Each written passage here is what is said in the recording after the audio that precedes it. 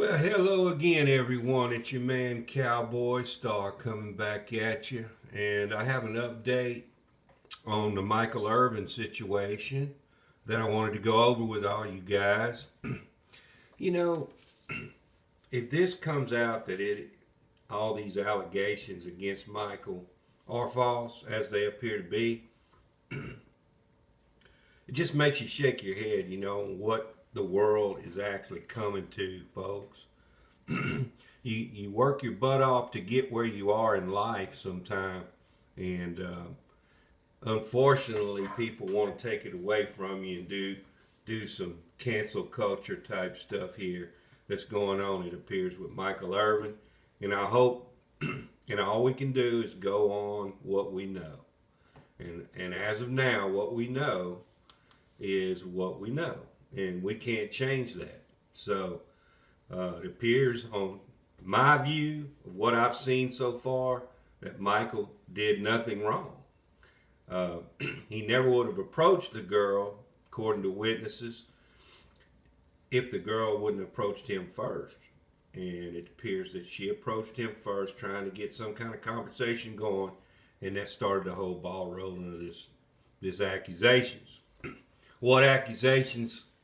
What are the accusations really are? We don't know.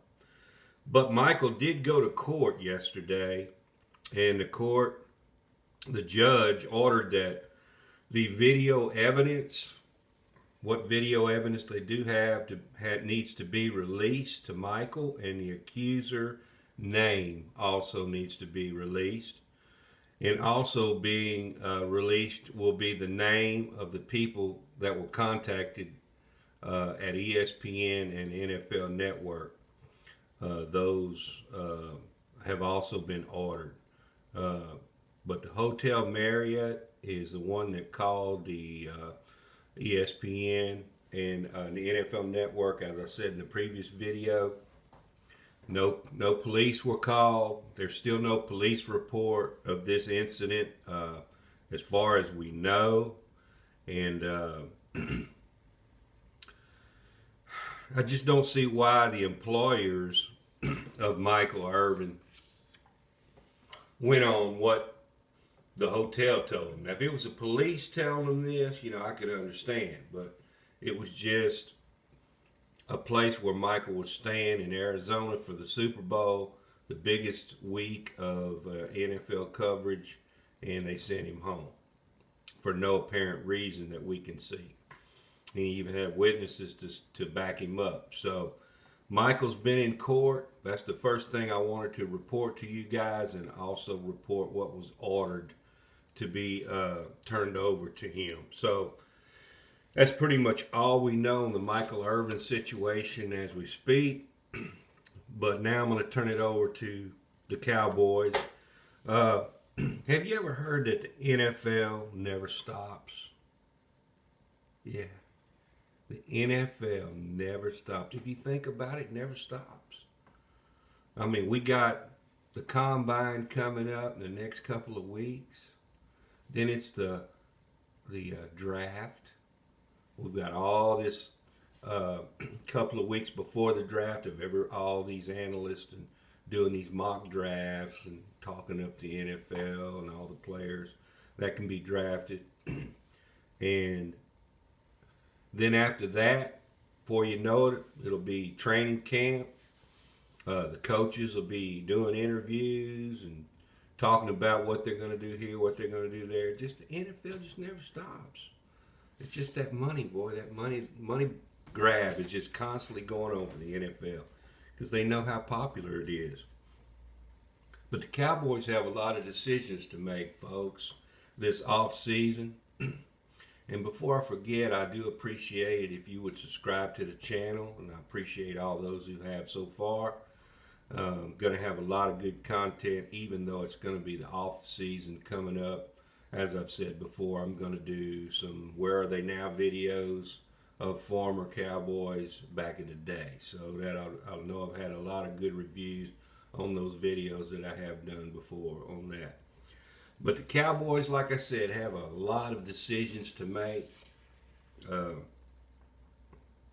They do we keep Zeke Elliott? Or do we let him? If he refused to take a pay cut, do we, get rid of him? We cut him. Or if he does take a pay cut, do we keep him? Remains to be seen. I know the Cowboys love Zeke. I know that has a lot to do with it when you're in the Jones family. But to me, if it was me, I'd probably just move on. You can find some running backs in the draft. I might even move on from Tony Pollard, because especially since he had this ankle injury, broken leg. We don't know if he's going to be the same as he was. And why pay him 10 to 11, $12 million on the franchise tag and you don't even know what you got anymore? So I think the Cowboys ought to draft that running back from Texas, Bijan Robinson, in the draft, and just let both Zeke and Tony just go on the open market, just go. Or pick up a free agent back for a lot less money, 3 to 4 million maybe. Do we bring back Tyron Smith? Only good thing about keeping Tyron Smith is if he's a backup. I wouldn't want him back as a starter because he can't never play no more than 8 games in a year. As history's shown us, he's good for 6 to 8 games a year, and that's it. But he would be a good backup for Terrence Steele, or even at left tackle, Tyler Smith. Now, Jason Peters, he's a free agent. We don't know if they're going to bring him back. I kind of think they won't because of his age, but you never know. They might keep him on at a cheap price as a backup as well. Of course, you saw how he got injured there at the end of the season. But what about receiver? Did the Cowboys just draft another receiver? We drafted Jalen Tolbert last year, and he didn't do diddly poo. He still hasn't shown that he can learn the offense and be an impact player.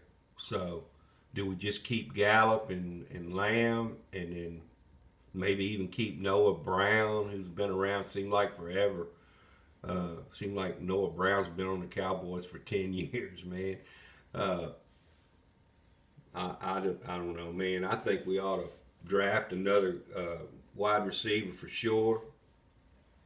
And also, maybe even look at getting a free agent out there. The rumor is that Stephon Diggs is a free agent. He might be wanting to come over here and play with his brother if we re-sign him. Still up in the air whether we're going to re-sign him or not. So, Cowboys, like I said, we got a lot of decisions to make. Remains to be seen which direction we're going to go. Remains to be seen what the offense is going to look like. Dak said in an interview the other day that Mike McCarthy said that the offense is going to change maybe 20-30% of what it was last year. There's going to be some tweaks and changes, so Dak's okay with that. I don't think Dak was a big fan of the whole offense change, but it remains to be seen what's going to happen with Schottenheimer being the new offensive coordinator, even though he's not calling the plays. Jerry Jones said he wanted Mike McCarthy and Dak Prescott to get on the same page together and just get in each other's hip pocket and learn each other better than they had since Mike's been here. So I got a feeling there's going to be some big changes on the offense, maybe a little bit shorter passing game going on. I know that's what Schottenheimer likes to do, but we'll see. One of the functions that Schottenheimer did last year that everybody seemed to like was what he would do is he would go to the defensive coordinator, like he'd go to Dan Quinn and tell Quinn, hey, if I was this team, this is what I would try to do to you. On this game that's coming up. And that's what Quinn would base a lot of his formations and schemes on to go against the next opponent. So that's pretty valuable if you've got consultant that can do that, and that may be one reason why the Cowboys elevated him to offensive coordinator, because he knows the coaches, he knows the players, and he does have a few skins on the wall. So it remains to be seen how he's going to turn out. I think the Cowboys still have to hire a quarterbacks coach. To my knowledge, I haven't heard that they've hired anybody. But remains to be seen there too what they're going to do. But anyhow, hope everybody's having a good weekend. It's kind of chilly over here, but it's going to be a pretty weekend from what I understand. And this is kind of like the dog days. You know how you have the dog days of summer in baseball? Well, this is kind of like the dog days of winter here after the NFL season. It's kind of a lull period. There's not a whole lot going on. But we'll report what we can to you guys. And like I said, stay tuned for those Where Are They Now older Cowboys that I'm going to talk about in the next couple of videos. With that being said, hope you have a great weekend. Catch you next time. I'm out.